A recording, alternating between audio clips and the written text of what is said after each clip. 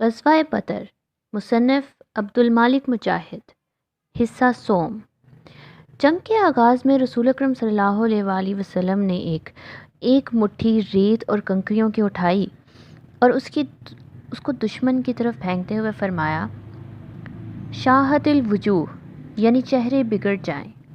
ریت اور کنکریوں کی اس مٹھی کا کچھ نہ کچھ حصہ ہر مشرک کی آنکھوں میں یا منہ میں ضرور گرا۔ سورہ انفال کی آیت 17 میں اللہ تعالیٰ اسی واقعے کا تذکرہ فرماتے ہیں۔ جب آپ نے وہ مٹھی پھینکی تو دراصل وہ آپ نے نہیں پھینکی تھی بلکہ اللہ نے پھینکی تھی۔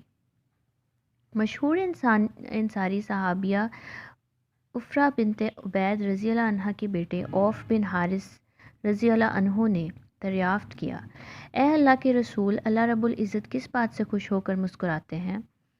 جواب میں آپ صلی اللہ علیہ وآلہ وسلم نے فرمایا، اس بات سے کہ بندہ بغیر حفاظتی ہتھیار پہنے اپنا ہاتھ دشمن کے خون میں ڈبو دے۔ چنانچہ سیدنا عوف رضی اللہ عنہ نے اپنے بدن سے ذرا اتار پھینکی، دشمن پر ٹوٹ پڑے اور لڑتے لڑتے شہید ہو گئے۔ پھر اللہ کے رسول صلی اللہ علیہ وآلہ وسلم نے مسلمانوں کو دشمن پر ٹوٹ پڑنے کا حکم دیا۔ دشمن اس سے پہلے ہی جنگ شروع کر چکا تھا اور اپنا زور لگا چکا تھا، اس کا جوش و خروش مان پڑ رہا تھا۔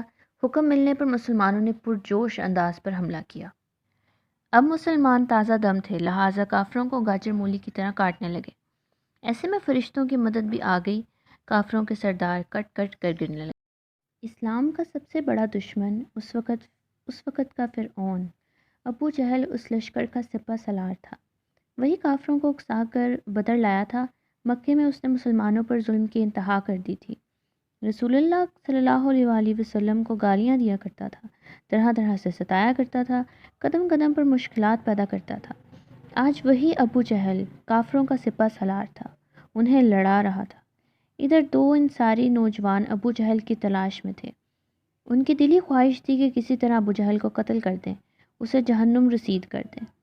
سیدنا عبد الرحمن بن عوف رضی اللہ عنہ فرماتے ہیں کہ میدان جنگ میں اچانک دو نوعمر نوجوان میرے دائیں بائیں آ کھڑے ہوئے۔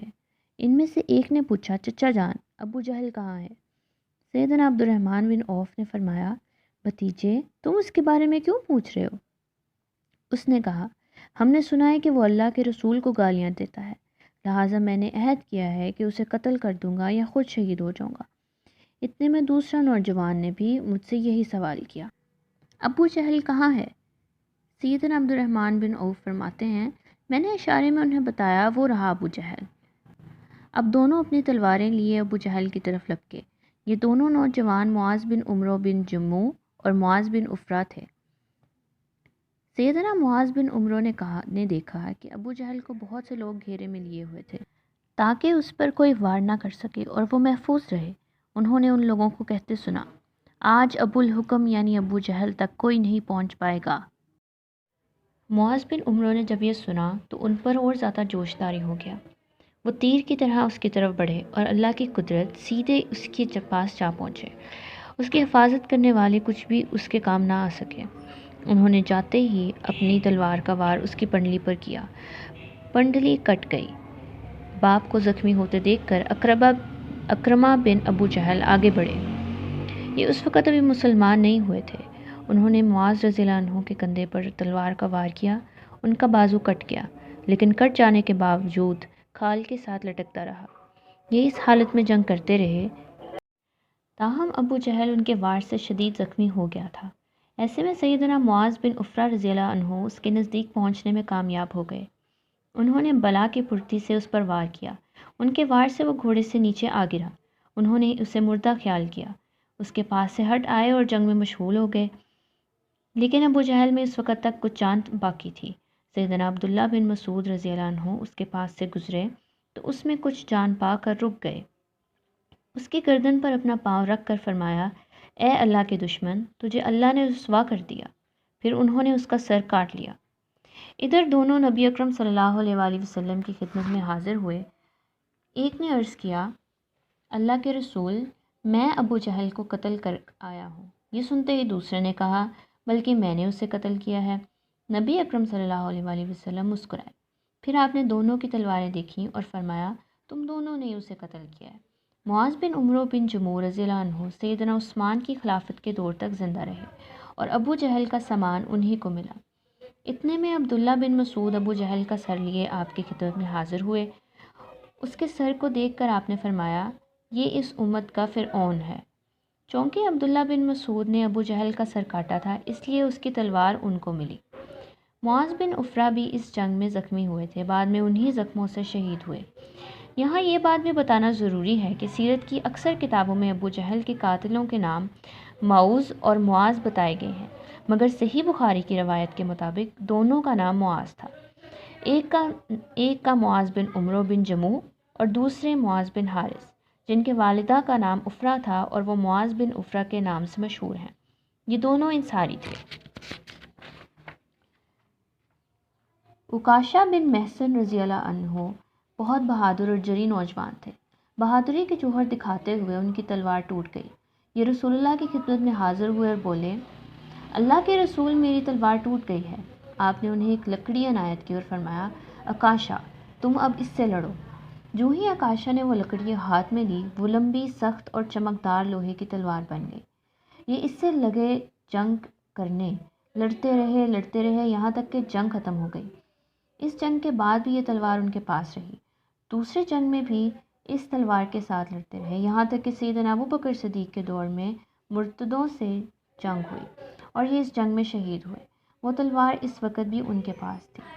एक बार नबी अकरम सल्लल्लाहु अलैहि वसल्लम ने फरमाया था, मेरी उम्मत में से 70,000 14वीं के चांद की सूरत वाले बला हिसाब व किताब जन्नत में दाखिल होंगे। इस वक्त आकाशा ने अर्ज़ किया था, अल्लाह के रसूल, दुआ फरमाया अल्लाह मुझे भी उनमें से कर दे। आपने फरमाया, तुम उन्हीं जन्नतियों में से हो। ये सुनकर इंसान में से एक शख्स खड़ा हुआ और बोला, अल्लाह के रसूल, दुआ कीजिए अल्लाह मुझे भी उनमें से कर दे। आपने फरमाया, इस बारे में आकाशा तुमसे सबकत ले गए। आकाशा अरब के बेहतरीन शहसवारों में से थे। मुआरका ख़त्म होता है। बदर में अल्लाह ताला ने मुसलमानों की मदद फरमाई, उन्हें फ़तह नसीब हुई। इस दिन को यौम फ़ुरक़ान कहा गया। ये जंग हक़ व बातिल की जंग थी, उनके दरमियान फ़र्क करने वाली जंग थी। इस जंग ने कुरैश का गुरूर खाक में मिला दिया। उनके 70 बड़े बड़े सरदार जरी और बहादुर मारे गए। करीबन इतने ही गिरफ्तार हुए। मुसलमानों में से भी 14 शहीद हुए। माल गनीमत काफ़ी मकदार में हाथ आया। शहदा को मैदान बदर में बहुत एहतराम से दफन किया गया, जबकि काफिरों की लाशों को एक कुएं में फेंक दिया गया। इस मौके पर आप सल्लल्लाहु अलैहि वसल्लम ने लाशों को मुखातिब करके फरमाया, ए गड़े वालों, तुम्हारे परवरदिगार ने जो कुछ तुमसे वादा किया था, क्या तुमने उसे सच पाया? मुझसे तो मेरे परवरदिगार ने जो कुछ वादा फरमाया था, बिलाशुबा मैंने उसे सच पाया। फिर उन लाशों पर मिट्टी डाल दी गई। मदीना मुनव्वरा में फ़तह की खुशखबरी। अल्लाह के रसूल सल्लल्लाहु अलैहि वसल्लम ने सैयदना अब्दुल्ला बिन रवाह को फ़तह की खुशखबरी के साथ मदीना मुनव्वरा की तरफ रवाना किया। बदर की लड़ाई की तैयारी हो रही थी कि सैयदना उस्मान बिन अफ़्फ़ान की अहलिया मोहतरमा सैयदा रुक़ैया शदीद बीमार हो गईं। ये नबी करीम की बेटी थी। चनांचे अल्लाह के रसूल सल्लल्लाहु अलैहि वसल्लम ने सैयदना उस्मान को हुक्म फरमाया, आप मदीना ही में ठहर कर अपनी बीवी की तीमारदारी करें। चनांचे इस तरह सैयदना उस्मान अगरचे ग़ज़वा बदर में शरीक ना हो सके, लेकिन आपने उन्हें बदर में शरीक करार फरमाया। इत्तफ़ाक़ देखिए कि इधर बदर के मैदान में मुसलमानों को फ़तह हुई और फ़तह की खुशखबरी मदीना मुनव्वरा पहुंची। इधर सैयदा रुक़ैया वफ़ात पा गईं। जब फ़तह की खबर पहुंची तो उनकी कब्र पर मिट्टी डाली जा रही थी। सैयदना उसामा बिन ज़ैद फरमाते हैं कि मेरे वालिद ने मुसल्ले पर खड़े होकर मुसलमानों को ये खबर सुनाई, लोगों तुम्हें खुशखबरी हो, उतबा बिन रबिया, शैबा बिन रबिया, अबू जहल, ज़ुमा बिन असवद, अबुल बुख्तरा और उमैया बिन खलफ वगैरह कत्ल हो चुके हैं। सैयदना उसामा बिन ज़ैद फरमाते हैं, अपने वालिद की ज़ुबानी ये खबर सुनकर मुझे अपने कानों पर यकीन ना आया। मैंने हैरान होकर पूछा, अब्बा जान, क्या वाकई इतने बड़े सरदार कत्ल हो गए? जवाब में उन्होंने कहा, हाँ मेरे बेटे, ये सारे सरदार कत्ल हो चुके हैं। अल्लाह के रसूल ने बदर में 3 दिन क़याम फरमाया और मदीना मुनव्वरा पहुँचने से पहले शुरकाए बदर में माल गनीमत तकसीम फरमाया और मदीना पहुँच गए। एक दिन के बाद कैदी भी पहुँच गए। कैदियों के बारे में मशवरा। बदर के मैदान में मुसलमानों के हाथ 70 कैदी लगे थे। नबी करीम ने उनके बारे में अपने सहाबा से मशवरा ज़रूरी ख्याल फरमाया। آپ نے ان سے فرمایا، ان قیدیوں کو اللہ تعالیٰ نے تم لوگوں کے حوالے کیا ہے، اب ان کے ساتھ کیا سلوک کیا جائے؟ سیدنا عمر فوراً کھڑے ہوئے۔ آپ نے عرض کیا، اللہ کے رسول، ان سب کی گردن مار دی جائے۔ ان لوگوں نے آپ کو جھٹلایا، آپ کی نبوت کو جھٹلایا، آپ کو اپنے شہر سے نکالا، اور شہر سے نکالنے سے پہلے کیا کیا ظلم روا نہیں رکھے۔ ان کا تو بس یہی علاج ہے کہ انہیں قتل کر دیا جائے۔ یہ مشورہ سن کر آپ صلی اللہ علیہ وآلہ وسلم نے دوسرے صحابہ کی طرف دیکھا تاکہ وہ بھی اپنی رائے دیں۔ اب سیدنا ابو بکر کھڑے ہوئے۔ انہوں نے عرض کیا، اللہ کے رسول، انہیں معاف کر دیجیے، ان سے فدیہ لے کر انہیں رہا کر دیجیے۔ اللہ کے رسول کائنات اور انسانیت کے لیے رحمت بن کر آئے تھے۔ آپ نے اس مشورے کو پسند فرمایا۔ یہ مشورہ سن کر آپ صلی اللہ علیہ وآلہ وسلم کے چہرہ اقدس پر خوشی کے آثار چھا گئے۔ آپ نے فدیہ والی بات پسند فرمائی، چنانچہ فدیہ لے کر کافروں کو رہا کر دینے کا فیصلہ ہو گیا۔